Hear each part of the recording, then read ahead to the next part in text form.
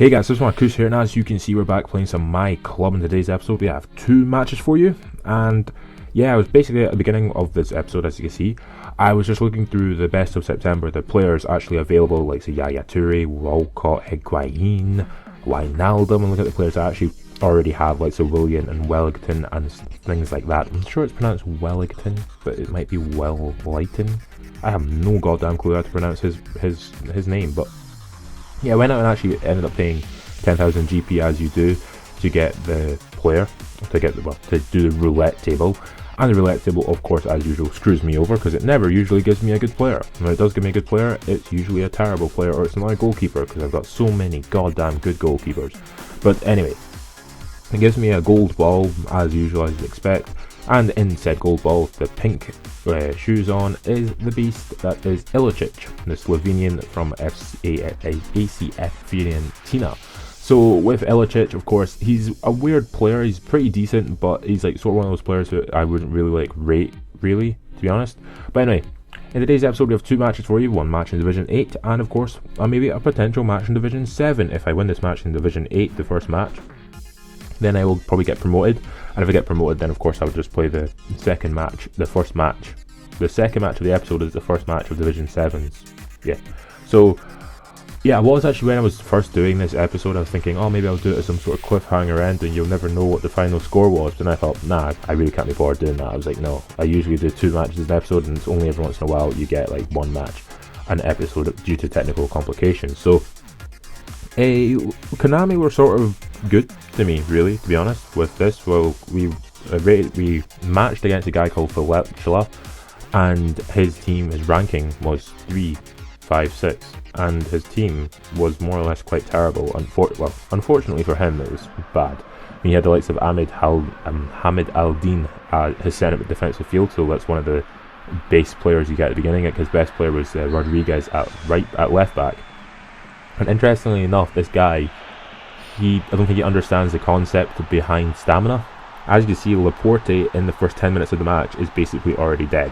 It was a really weird match, considering that half his players were basically gone.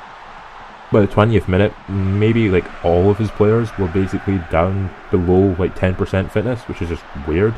And like basically from the beginning, we were just peppering shots on his goal until the 41st minute of the match, essentially, where Botia picks up the ball, gives it into Vidiena, back to Botia. Botia gives it to Toni Kroos. Nice little one-touch football all over the place. It's basically one-touch football is very easy to do in this particular game, especially if you have the right players for it. And across the ball, low cross into Frank Ribery, scores a relatively quite fortunate goal actually. And basically at half-time, 1-0 to us. So not doing too bad at the Stade de Sagittaire. And basically, like, I'd say we're dominating. We weren't really dominating that much. I mean, the game was relatively close at half-time, to be honest. In terms of stats as well, both teams had 2 shots on target. But basically, from kick-off, he gives the ball straight to me. He did make a substitution at half-time, took off Pinoa. Pinoa was a good centre forward in PES 2015. He was actually in my MyClub series. But yeah, basically in the first half, the first 5 minutes of the second half, he scored a goal of Javier Hernandez. He scores a backwards header. And then in the 65th minute, again, easier opportunity with Javier Hernandez, through on goal again. I shot feint for some ridiculous reason, I don't know why, and I end up hitting it wide. So I also changed, as you can see here, made some substitutions myself, brought the likes of Derar on and Michu and things like that. And basically in the 75th minute of the match, he gives the ball back to me, relatively fortunate, and just run through on goal. Well, he can get a nice low strike away and pop it back in the net and make it 3-0 to us. And then in the 85th minute of the match, Michu on the ball, plays into Derar. Derar just runs past Daniel Agger like he's not even there.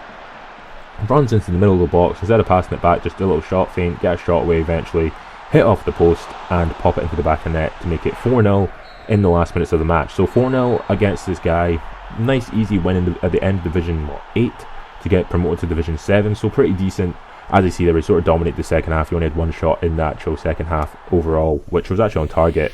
And yeah, so our rankings now 3, 4, and 4, 6, 4, and his ranking went down to 3, 4, 8, or whatever it was, or whatever. I don't really care, really, to be honest. The ranking in particular means nothing to me. So as you see here, finish his current season and move on and get promoted. 100% win percentage, 12 points into Division 7. So getting promoted to Division 7 means literally nothing to me because of the fact that it's like, well, we got 6 more divisions to go, so yeah.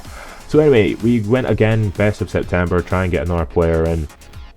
Of course, getting these players in, it's always interesting getting the best of September team, but I mean, for all you know, the majority of the time you don't get a good player. Like, majority of the time you don't get a black ball, which is really, really frustrating.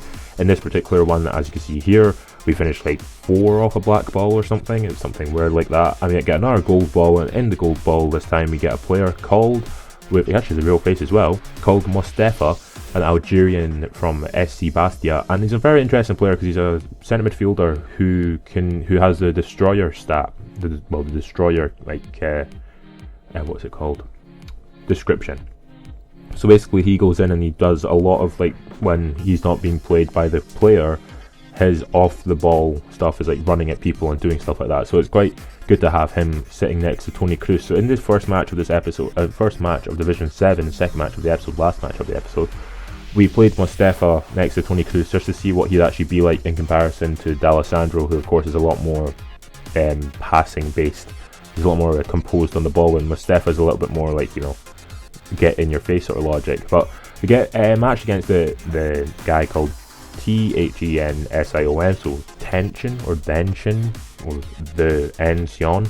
And he had Andrew Villas-Boas as the manager. He had Messi, Munain, Quaresma, Luis Gustavo, Dembele, Mikel Arteta, Raul Albiol, as well as Joe Hart and Maicon. Like, his team was ridiculous. He had Samuel Eto'o on the bench as well. And it was just funny to play against him because I was expecting him to, well, as usual, whenever you see Messi or Ronaldo, you always think, oh, I'm probably going to lose this match, this guy should be pretty good. So playing at the St. Jakob Park, and I was expecting a difficult match, and I got a difficult match, but it was a lot more straightforward than I thought it'd be. Again, some of his players not on 100% fitness, but a lot of higher fitness than it was in the first match of this episode.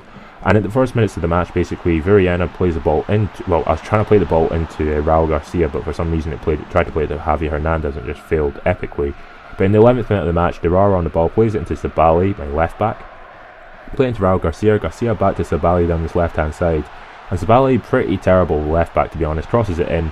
William-Nilly gets a header on it, can't get on it. Javier Hernandez, however, does get a strike away, goes it for a corner kick, and then from the resulting corner kick, which I hit in with Toni Kroos, hit to the back post where Mustafa heads it down to Javier Hernandez. Hernandez takes one strike and just pops him back in the net to make it 1-0 to us.